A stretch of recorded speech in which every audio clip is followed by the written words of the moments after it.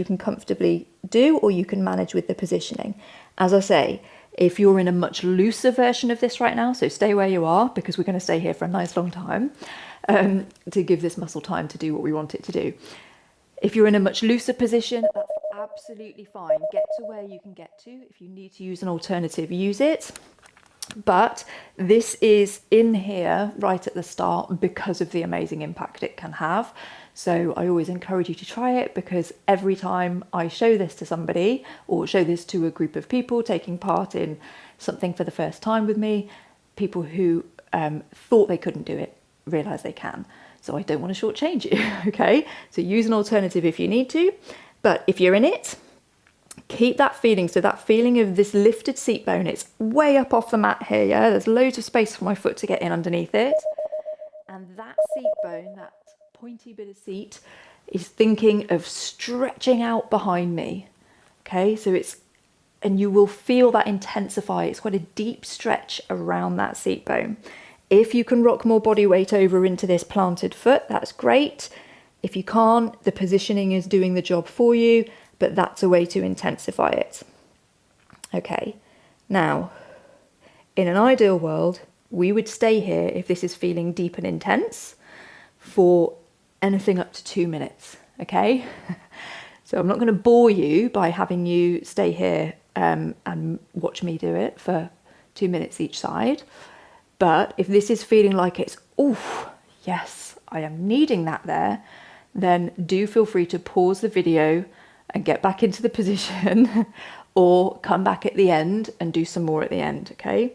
But the longer you can give this, thinking, softening, calm thoughts, breathing slowly, and really thinking about those muscles down there and actually asking them to soften. So consciously send them a message that it's okay, you can let go, because that tightness down there is a nervous system response first and foremost, okay? So the body needs to know, the brain needs to know, the nervous system needs to know that it's okay to let it go. Really normal to get a slightly pins and needly feeling. Just keep that feeling of pulling your body weight into this leg and of reaching that seat bone away out behind you. Lovely. I should say it's also really normal to feel pretty much nothing on one side and a lot on another. So if you're getting not very much on this side, that doesn't mean it isn't going to feel quite intense on the other, okay? Okay, so I'm going to come out to show you the other side.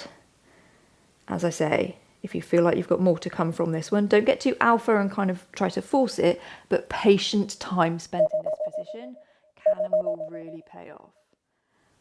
Okay, but when you're ready, we're going to release and we're going to set up on the other side. So right over to sit on this seat bone. This one is really lifted. That foot comes underneath. This foot comes across. I'm planting it down nice and flat on this side. I'm coming forward.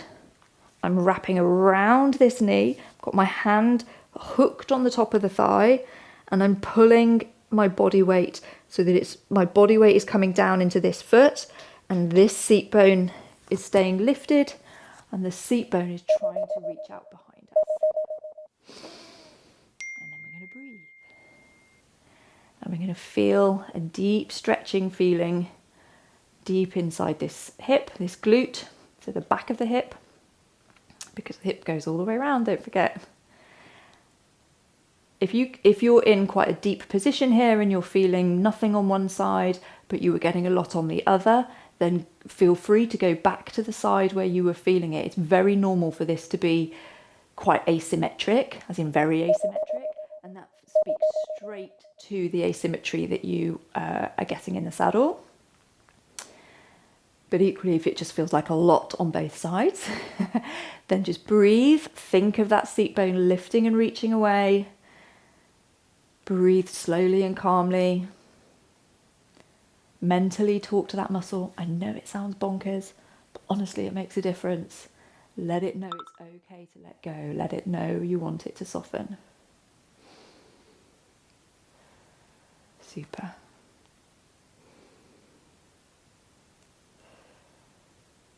Nice. Okay, again, if you're feeling that you're getting quite a lot there, it would be really great to be able to keep this for as long as you need to begin to feel things release. Sometimes they release in a really big kind of exciting kind of moment. That's quite rare, but it's ace when it happens. More often it's just a feeling that, okay, it's eased a bit, and then we say, okay, that's fine. We'll come back and do some more another day, tomorrow or later. But please do know that this is the more time you can spend doing this one, just taking it to the edge of where you want it to go, you know, not getting alpha, not forcing it, but asking it quite clearly, yep, I'd like you to be longer, and it's totally safe for you to let go.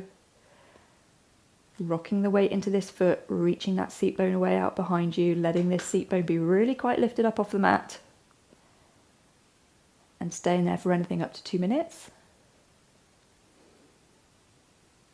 And then, so I'm going to come out now. So we're going to uncurl. Lovely. And we're going to come over into lying on our side. So come to lie on your side.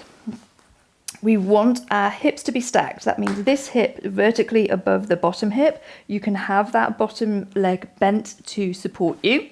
And we are going to have this leg reaching away long out of the hip, yeah? So you've got a feeling of the leg trying to reach away across the room. And you've got this hand in front of you to stabilize you. Fine to have your head down, have your head up, that's totally fine. Foot is going to be kind of parallel, so the heel is slightly pushing away. Bring that leg up above hip height, as high as you can comfortably go without the hips rocking or rolling or tipping over, okay? And then what you're going to do is you're going to rotate the leg and bring the leg down to touch the fronts of the toes down in front of you. You're going to come back over, rotate the leg to take the heel to touch down behind you. Up and over, up and over. Keep that leg long. Keep the heel reaching away. Keep this as still as possible. Have as much as possible as the work happening with the thigh sort of spinning around inside the hip, rather than the hips themselves rolling around. Nice. Keep that leg long. Nice full rotation. So all the fronts of the toes to the floor. Foot nice and upright as it comes down behind.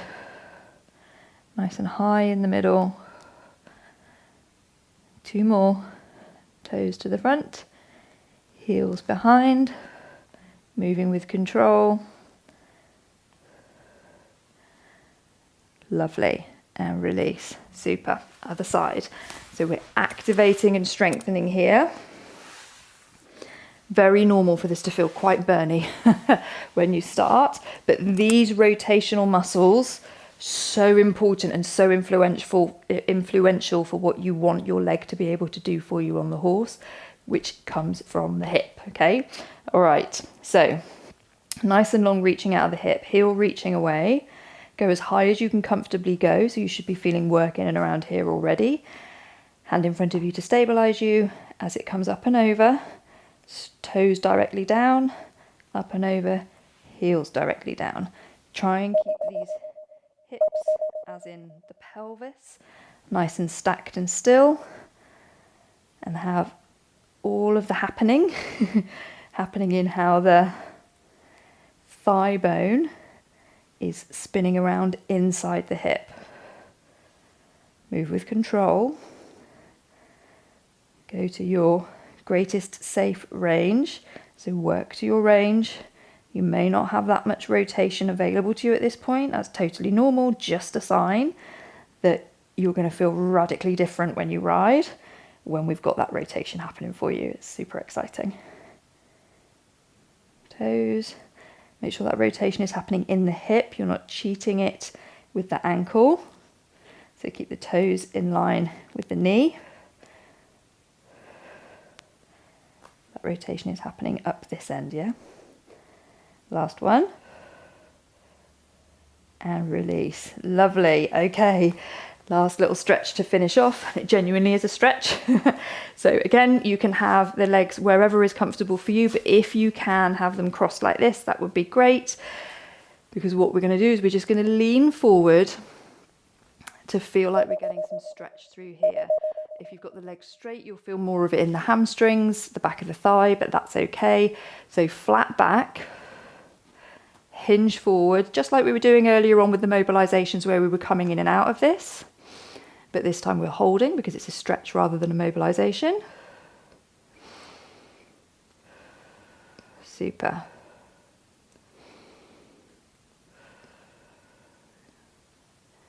Feel the stretch around the seat bone. And release. Swap the legs over. If you're doing it like this, if you've got the legs straight, just come up and out and then go back in. So nice flat back, however you've got the legs. Lifting the tailbone as you hinge forward and feel some stretch deep in around the seat bone. Probably in some of the muscles that were just zinging at you when we were doing our little toe and heel taps. And just breathe here. Keep that feeling of the back being flat and the tail lifting. And know that you have completed day one. It goes by in a flash, doesn't it? Super, I hope so. You might be going, no, Jazz.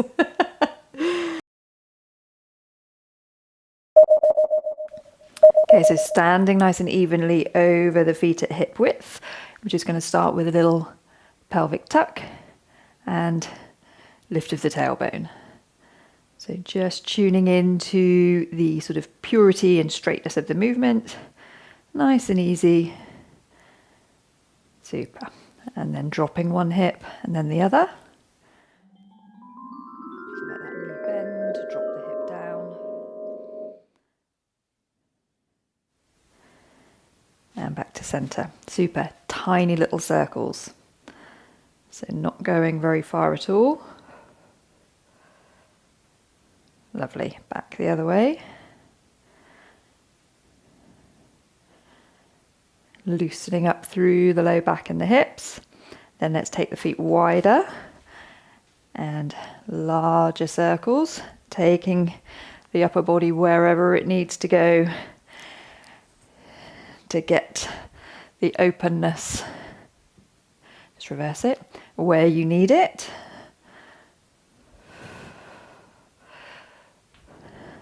Super.